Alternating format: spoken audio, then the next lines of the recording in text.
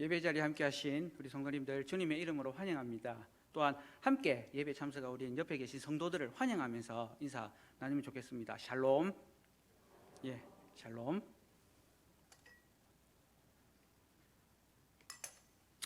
네, 이 자리에 설 때마다 늘 긴장이 되어가지고 저만 한 모금 했습니다.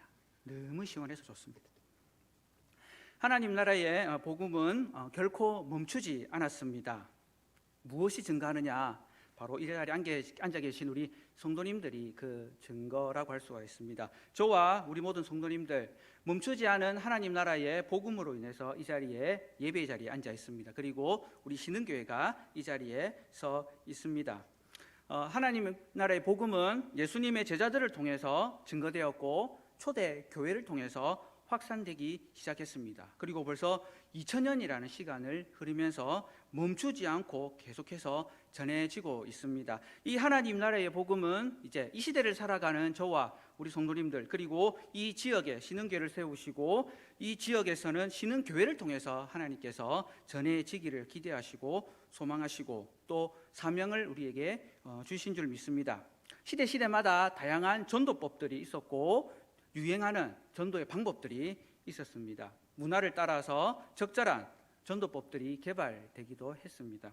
제가 처음 예수님을 믿고 교회를 갔을 때에 매 주일마다 노방전도라는 것을 하게 되었습니다. 지금은 노방전도 하는 모습을 보기는 힘든데 그때만 해도 노방전도가 한참 유행했던 그런 때였던 것 같습니다. 특별히 찬양을 통해서 전도하던 그런 일들이 잘 진행되던 때였습니다. 제가 다니던 교회에서는 광안리 해변에서 매주일 6시 30분마다 노방전도를 했습니다. 광안리 2번 화장실, 혹시 기억하시는지 모르겠습니다. 2번 화장실 옆에서 전도를 했습니다. 그 이유는 그 당시에 이제 찬양 집회를 위해서 이렇게 전자 올겐을, 전자 피아노를 이렇게 구비를 해서 하는데 전기를 이렇게 이제 그 화장실에서 가지고 와서 사용을 했기 때문입니다. 그래서 50m짜리 전선을 연결해서 쭉 이어서 이렇게 이제 세팅을 하고 찬양팀 그리고 인도자 싱어들이 옆에서 쓰면 이제 찬양이 시작이 됩니다. 지금 생각해 보니 저도 처음 경험해 본 것인데 그 당시만 해도 해변을 오가던 사람들이 찬양 소리가 들리게 되면 찬양 소리를 듣고 3, 4, 5 모이기 시작했더랬습니다. 그러면서 어떤 사람들은 이제 찬양을 또 따라하기도 하고 또 관심 있어서 유심히 지켜보는 그런 사람들도 있었던 것 같습니다. 찬양이 끝나고 나면 두 사람씩 짝을 지어서 전도하도록 이렇게 보냈습니다. 저도 이제 고등학생이었지만 한 선배와 함께 짝을 이루어서 알지도 못하는 사람에게 다가가서 이렇게 전도하는 그런 것을 해보았는데 처음에는 상당히 부담스럽고 불편했습니다. 그런데 계속 하게 되니까 조금 익숙해지기 시작하면서 어떤 말을 어떻게 해서 예수님을 전할 수 있을까 하는 것들이 이제 노하우가 쌓이기 시작했던 것 같습니다. 그런데 그때 제가 다녔던 그 교회는 이 노방전도를 매주일 빠지지 않고 쉬지 않고 했습니다. 비가 오면은 비옷을 입고 스피커에도 비옷을 입히고 신디에도 비옷을 입히고 비가 와도 했습니다. 눈은 오지 않았습니다. 그렇지만 하루도 빠지지 않고 매주일 가서 그 자리를 지켰습니다. 그렇게 2년을 했던 기억이 있습니다. 그리고 이제 교회가 이전하면서 다른 곳으로 가게 되었습니다. 그때만 해도 이렇게 복음을 전하는 일이 참 즐거웠고 또 많은 사람들의 주목도 받고 관심도 받았습니다. 사실은 그 당시는 그렇게 복음을 전할 때에 그렇게 외면하는 사람들은 잘 없었던 것 같습니다. 관심을 가지고 함께 했던 그런 추억들이 있는 것 같습니다. 그런데 사실은 이제 오늘 이 시대는 그와 같이 전도하는 것은 참 쉽지 않은 그런 시대가 아닌가 생각을 해봅니다. 물론 버스킹이라고 해서 거리에서 찬양으로 이렇게 하는 경우도 왕왕 있습니다. 그리고 유튜브를 통해서 보게 되면 그렇게 사역하시는 분들도 있습니다. 그런데 오늘 한국교회에서는 이전처럼 그렇게 드러내고 노방 전도를 하는 것은 쉽지 않은 그런 형편이고 상황인 것 같습니다. 그러나 중요한 것은 하나님 나라의 복음은 결코 멈추지 않는다라는 것과 이 복음은 성도들을 통해서 계속해서 전해진다라는 것입니다. 오늘 본문에 기록되어 있는 이 골로새 교회는 아주 특별한 교회입니다. 사도 바울이 1차, 2차, 3차 전도 여행을 하는 중에 에베소에서 복음을 전했습니다. 그런데 에베소에서 복음을 전하는 중에 에베소에서 복음을 받은 한 성도가, 누군지는 구체적으로 알 수 없지만 어떤 성도가 자기가 살고 있는 골로새에 가서 에베소에서 바울을 통해서 듣게 된 그 복음으로 말미암아 세워진 교회가 바로 이 골로새 교회입니다. 그래서 골로새 교회는 사도들로부터 직접적으로 말씀 양육을 받지를 못했습니다. 그렇지만 그 복음으로 말미암아 하나님 나라의 새로운 공동체가 이 골로새 지역 가운데에 세워지게 됐다라는 것은 분명한 사실입니다. 그리고 그곳에서 사역했던 분이 바로 에바브로디도라는 사역자입니다. 그 사역자가 사도 바울이 로마 감옥에 갇혀 있다라는 소식을 듣고 그에게 찾아오게 된 겁니다. 그리고 사도 바울에게 지금 골로새 교회의 형편과 상황을 설명하면서 어린아이와 같은 신앙을 가진 이 골로새 교회가 많은 위험을 당하고 있다. 이단으로부터의 공격, 유대인들로부터의 핍박. 그렇지만 이 교회가 하나님 나라의 든든한 믿음의 공동체로 좀 세워질 수 있도록 말씀으로 우리를 좀 격려해 주시면 좋겠다라는 그 요청을 받고 기록한 서신이 바로 이 골로새서입니다. 그리고 골로새서 내용 가운데 오늘 읽었던 말씀은 2절부터 시작합니다. 2절 같이 한번 읽어보겠습니다. 시작.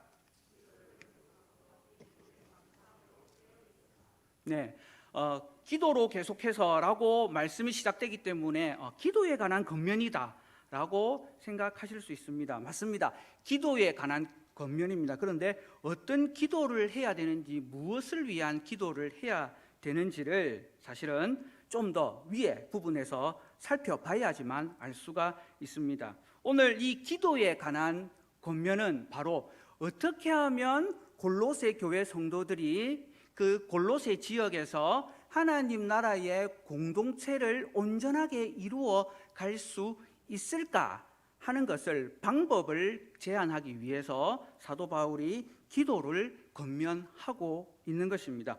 무엇을 위해서 기도해야 하는가? 오늘 사실은 이 본문을 통해서 저는 우리 사랑하는 성도님들이 전도를 위해서 우리가 어떻게 해야 하는지를 고민할 수 있는 그런 시간이 되면 좋겠습니다. 왜냐하면 사도 바울은 골로새 교회 성도들을 향해서 기도해야 될 이유를 바로 하나님 나라의 복음이 닫혀지 않고 하나님 나라의 복음이 열려져서 하나님을 알지 못하는 골로새 교회에 살아가는 사람들에게 생명의 주의 말씀이 증거되게 해달라는 기도의 요청을 하고 있기 때문입니다.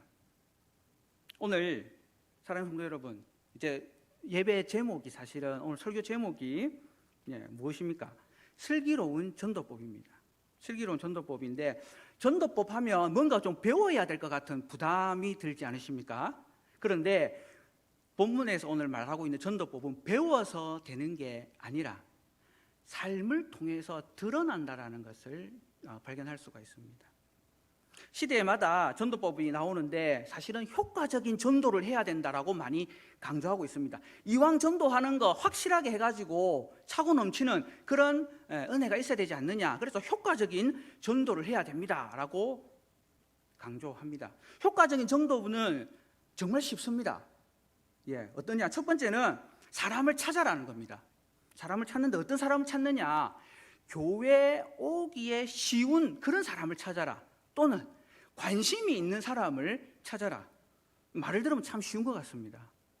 두 번째는 그렇게 찾은 사람하고 관계를 잘 맺어라. 이렇게 설명합니다. 관계를 잘 맺고 그 다음에는 어떻게 하느냐? 그 사람의 필요를 잘 채워주면 된다. 그렇게 하면 효과적인 전도가 된다.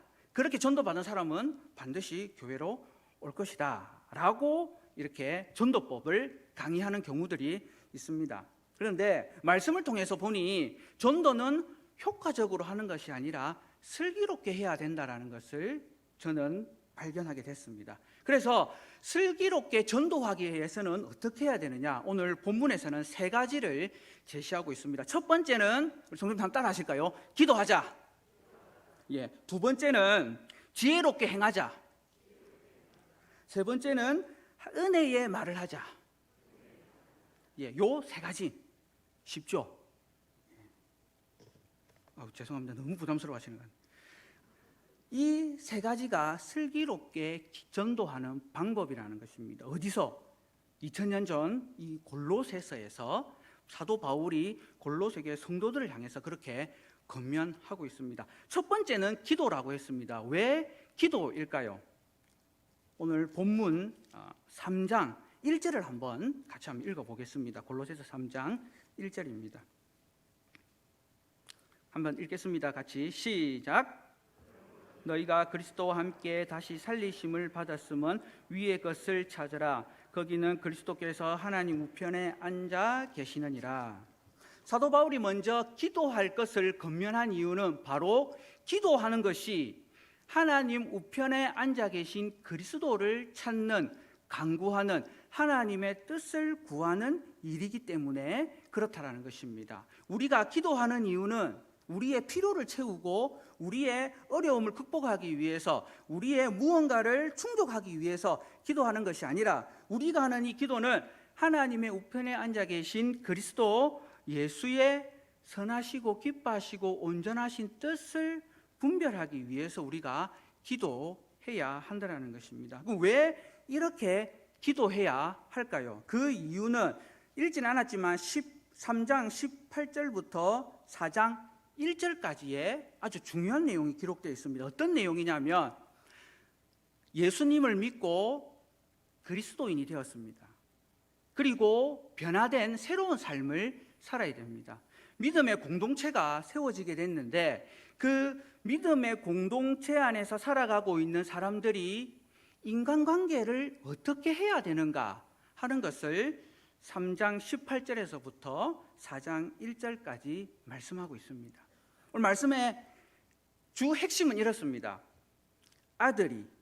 아내들이 남편에게, 남편들이 아내에게, 자녀들이 부모에게, 부모가 자녀에게, 종이 상전에게, 상전이 종에게 어떻게 행해야 하느냐.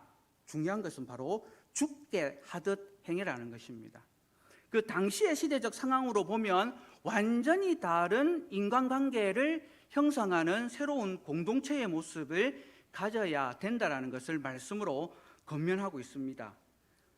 아내가 남편을, 남편이 아내를, 자녀가 부모를, 부모가 자녀를, 아비가 자녀에게, 상전이 종에게, 종의 상전에게 어떻게 믿는 자로서의 삶을 살아야 하는가, 그 사람들을 대할 때에 어떻게 대해야 하느냐, 바로 죽게 하듯 하라고 권면하고 있습니다.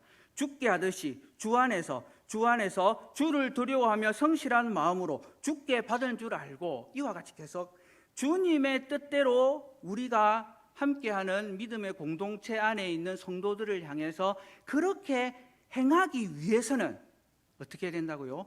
기도하면서 저 사람에게 내가 어떻게 행해야 될지를 하나님께 물어야 한다는 것입니다.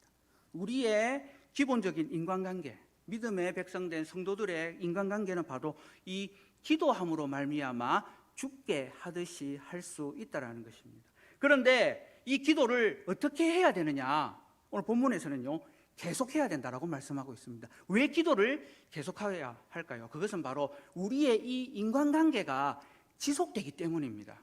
하루만 보고 내일은 안 볼 것이다, 이제 오늘만 보고 영원히 안 볼 것이다가 아니라 매일매일 만나는 관계입니다. 오늘 수요 예배에서 만났고 또 우리 주일날에 또 만날 것이고 삶의 현장에서도 만나게 되지 않습니까? 우리 성도님들이 계속해서 만나게 되는데, 이 만남이라는 관계를 어떻게 하나님의 뜻대로 세워갈 것이냐, 그것은 바로 계속해서 기도해야만 우리의 관계를 하나님이 기뻐하시는 거룩한 믿음의 공동체로 세워갈 수 있다는 것입니다. 이런 관계는 당시 2000년 전에 골로새 지하회에 있었던 관계하고는 전혀 다른 관계입니다. 전혀 다른 새로운 문화의 공동체가 이 바로 교회 공동체라는 것을 그 세상 가운데서 드러내는 모습을 기록하고 있는 것입니다. 계속 기도해야 됩니다. 그런데 어떻게 기도해야 되니까 감사함으로 기도해야 된다는 겁니다.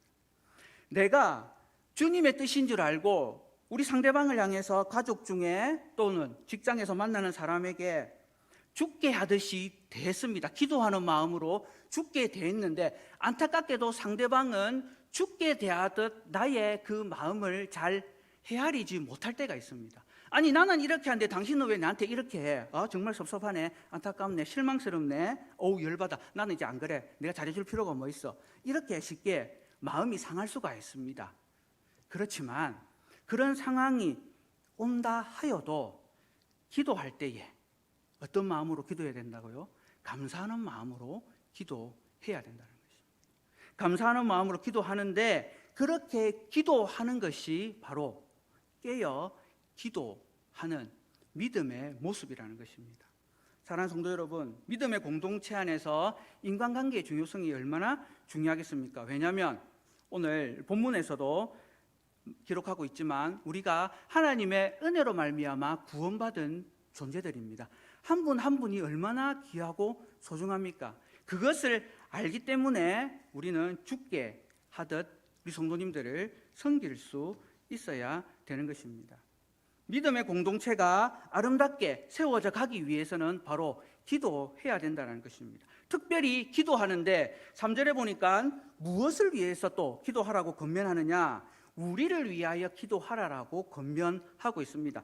사실은 골로새 교회 성도들은 사도 바울을 본 적도 없습니다. 누군지도 잘 알지 못합니다. 그런데 지금 사도 바울은 그들이 누구인지는 알지 못하지만 같은 믿음 안에 있는 믿음의 공동체라는 확신을 가지고 그들에게 기도 요청을 하고 있는 것입니다. 사도 바울은 대단한 능력의 사역자입니다. 반면에 이 골로새 교회 성도들은 이제 예수 믿어서 어떻게 신앙생활을 해야 되는지도 잘 알지 못하는 그런 아주 연약한 존재들입니다. 그러함에도 불구하고 사도 바울은 당당하게 그들에게 기도를 요청하고 있는 것입니다. 사도 바울이 요청하는 기도의 내용은 바로 3절 말씀 우리 같이 한번 읽어보겠습니다. 시작.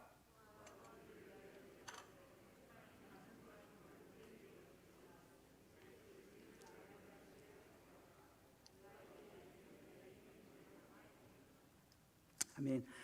전도를 할 수 있는 문을 우리에게 열어달라고 기도해 달라는 것을 요청하고 있는 것입니다. 특별히 이 전도의 문이라는 것은 하나님의 말씀을 전할 수 있는, 하나님의 말씀을 언제든지 전할 수 있는 그런 상황이 우리에게 열려질 수 있게 해달라고 기도해 달라는 것입니다.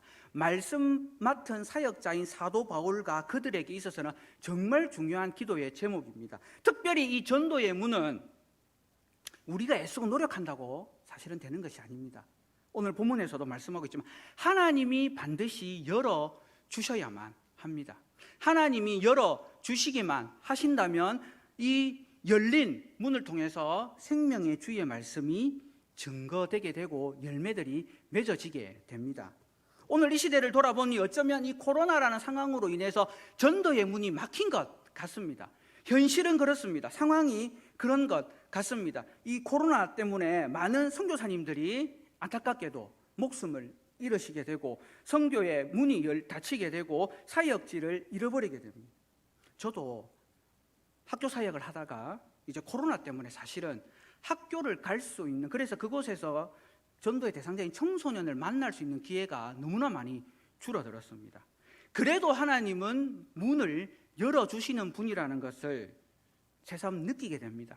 왜냐하면 제가 지금 이제 내일 이제 한 학교를 또 찾아가게 되는데 학교에 계신 한 분 선생님께서 반드시 오셔가지고 우리 아이들을 좀 만나주세요라는 이런 요청을 하시는 분이 계시다라는 겁니다. 하나님께서 전도의 문을 열어주시면 복음의 열매가 맺어질 줄 믿습니다.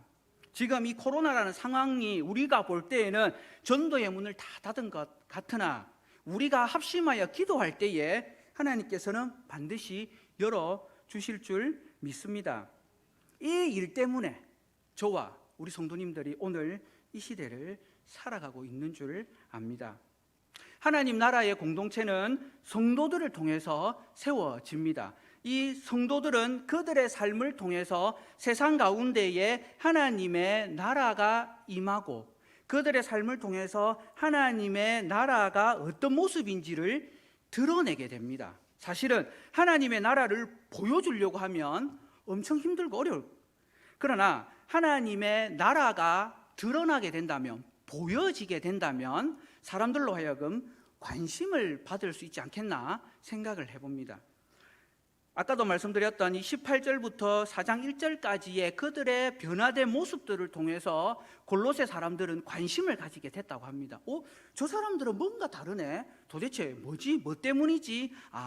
바로 예수 믿는 사람이구나 하는 그런 모습이 그들에게서 나타났다라는 겁니다.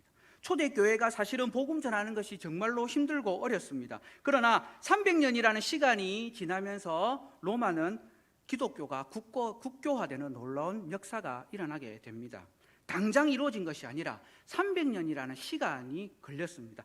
이렇게 하나님의 나라의 복음은 멈추지 않았는데 그 멈추지 않은 이유는 바로 기도하는 성도들 때문이었다는 것입니다. 그리고 기도하는 성도들의 도움을 얻어 하나님께서 열어주시는 전도의 문들마다 생명의 주의 말씀을 전하는 사역자들을 통해서 그 역사들이 이루어졌다는 것입니다. 사랑하는 성도 여러분, 그래서 우리가 기도할 때마다 우리 담임 목사님을 위해서 그리고 함께 사역하는 교육자들을 위해서 기도해 주시는 이유가 바로 이와 같은 역사들이 이 땅 가운데서도 계속 이어져야 하기 때문입니다.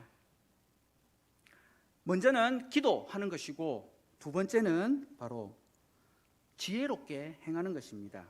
자, 우리 5절 말씀을 같이 한번 읽어보겠습니다. 시작.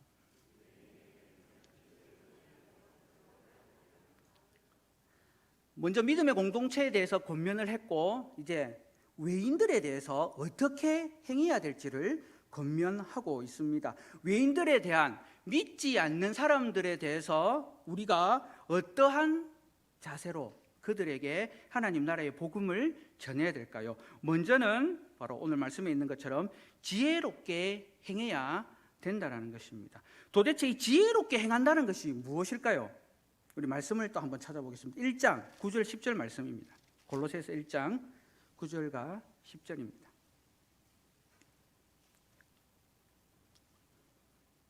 함께 읽겠습니다. 시작.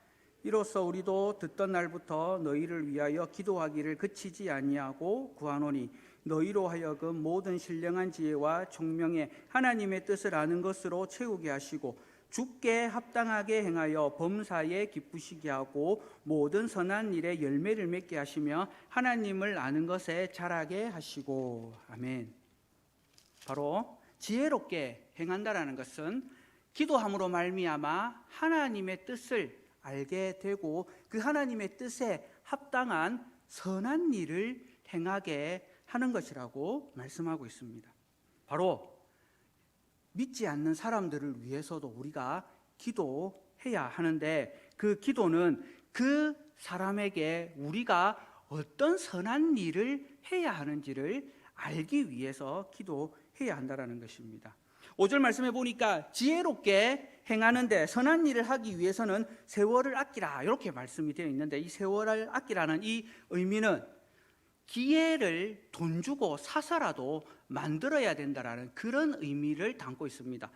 당시 이제 골로새 교회의 성도들은 이렇게 상업을 주로 했던 그런 분들입니다. 그래서 무엇이 가치 있나? 가치 있는 것은 반드시 돈 주고 사야 된다 하는 것을 그들이 너무나도 잘 알고 있었습니다. 그래서 세월을 아끼라라는 이 표현이 바로 시기를 놓치고 기회를 놓치면 다시는 그 가치를 가질 수 없기 때문에 대가를 지불해서라도 그것을 가져야 된다. 지혜롭게 행한다는 것이 바로 믿지 않는 사람들을 만났을 때에 그 사람에게 그에게 필요한 무언가 우리가 행해야 될 선한 일이 있는데 그 선한 일을 행할 수 있는 기회를 놓치지 않고 그 기회를 딱 붙들고 그것을 통해서 그 사람에게 선한 일을 할 수 있도록 해야 한다라는 그런 의미를 담고 있습니다. 사실 믿음으로 이 땅을 살면서 한 사람 한 사람을 돌아보고 섬긴다는 것이 결코 쉽지만은 않습니다. 우리 성도들을 너무나도 잘 살필 수가 있고, 또 직장생활이나 사회생활 가운데서 만나게 되는 하나님을 알지 못하는 그런 사람, 그와 교제를 하다 보면 그가 지금 어떠한 형편과 상황에 있는지 알게 되고 그를 어떻게 도울 수 있을까 하는 것을 이제 찾아보게 된다는 것입니다. 이 일 역시 기도로 해야 하고, 계속해서 해야 하고, 감사함으로 해야 되고, 깨어서 해야 된다는 것입니다. 어떻게 하면 저 사람을 도울 수 있을까? 그래서 전도는 바로 지혜롭게 행하는 것으로 이루어진다는 것입니다. 그리고 마지막 세 번째는 오늘 본문 말씀 가운데서 6절의 말씀에 항상 은혜로운 말로 해야 한다는 것을 기록을 하고 있습니다. 아무리 잘 행해도 말 한마디 잘못하면 또 잃게 되는 게 사람의 관계입니다. 그런데 이 말을 어떻게 해야 하느냐 보니까 소금으로는 맛을 같이 해야 된다라고 표현을 하고 있습니다. 소금 아주 중요한 역할을 하지 않습니까? 맛을 냅니다. 맛을 내기도 하고, 당시에는 이렇게 군인들의 월급으로도 이렇게 사용되어졌고 그만큼 가치 있는데, 이 소금으로 맛을 낸다는 것은 아주 적절하게 사용되어야 된다는 것입니다.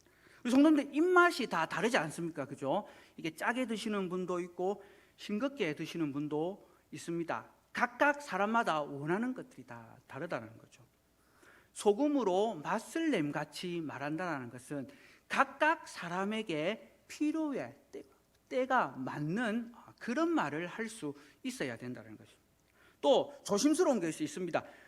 좀 말을 좀 해프게 하는 사람을 보고 참 저 사람 싱겁다 이런 표현 쓰지 않습니까? 제가 주로 싱겁다 소리를 좀 이렇게 잘 듣는 편이긴 한데, 그런 싱거운 사람에게 소금치는 그런 의미 있는 이야기, 소금과 같은 그런 의미 있는 말을 함으로 해서 그 사람의 마음의 문을 열 수 있다라는 것입니다.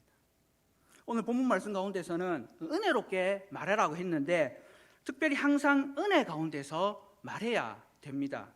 이 의미는 우리의 삶을 외인들, 이방인들, 믿지 않는 자들에게 소개할 때에 모든 것이 은혜입니다 라고 표현한다는 그런 의미입니다. 사실은 우리는 너무나도 잘 알고 있습니다. 오늘 이 시대를 살아가고 있는 것, 이 코로나라는 힘들고 어려운 시대를 살아갈 수 있는 이 모든 것이 하나님의 은혜라고 고백하지 않습니까? 이 자리에 예배 드릴 수 있는 것도 하나님의 은혜이고, 직장 생활을 하고 가정 생활을 하고 모든 것이 다 우리는 하나님의 은혜입니다라고 말할 수 있습니다. 그러나 하나님을 알지 못한 사람들은 도통 이해를 못합니다. 그게 왜 은혜냐? 네가 수고했고 네가 잘났고 당신이 능력이 있어서 사는 것이 아니냐, 그러니까 내 마음대로 살 수 있는 게 인생 아니냐라고 이렇게 이 시대를 살아가고 있는 사람들을 향해서 무슨 말씀입니까? 이 모든 것이 다 하나님의 은혜입니다. 무엇을 통해서요? 제가 살아가고 있는 삶을 보십시오. 내 삶이 부족하지만 이 모든 것이 하나님의 은혜입니다 라고 말하는 것입니다. 그런데 이 말은 6절의 말씀에 보니까 각 사람에게 마땅히 해야 될 말들이 있다는 것입니다. 모든 사람들에게 천편일률적으로 똑같은 복음의 메시지가 전해지는 것이 아니라 각각 사람마다 필요한 복음의 메시지들이 증거될 수 있다는 것입니다. 곧 육체의 고통으로 어려움을 가운데 있는 사람에게는 나음의 회복을 통해서, 경제적인 어려움으로 고통 가운데 있는 사람은 물질의 회복을 위해서, 각각의 사람들이 처해 있는 형편과 상황, 그것이 복음으로 말미암아 회복되는 그런 은혜를 누릴 수 있도록 하는 것이 바로 복음 전도라는 것입니다. 사랑하는 성도 여러분, 이제 우리 신흥교회가 새생명 전도 축제를 준비하고 있습니다. 예전처럼 막 광고 내고 소문 내고 크게 그렇게 하는 것이 아니라, 어쩌면 우리의 일상 가운데에서 우리가 만나는 가족들, 이웃들에게 오늘 골로새 교회 성도들에게 사도 바울이 권면한 것처럼 그들을 위해서 먼저는 기도하고, 그리고 그들에게 지혜롭게 행하고 그들에게 은혜의 말을 함으로 이 모든 것이 하나님의 은혜이고 그 하나님의 은혜를 나도 누리고 싶다라는 그런 마음을 가질 수 있도록 하는 것이 바로 새생명 전도 축제가 되지 않겠나 생각을 해 봅니다. 그리고 복음의 문이 열리게 해달라고 기도합니다. 초청받은 분들이 이 예배의 자리에 나와서 우리 담임 목사님을 통해서 증거되어지는 말씀을 통해서 그들의 심령이 변화되어지고 새롭게 되고 회복되는 은혜를 누리는 이 하나님 나라의 역사가 계속해서 이어지는 이 일에 저와 우리 성도님들이 함께 합심하여 이루어 가기를 주님의 이름으로 축복합니다.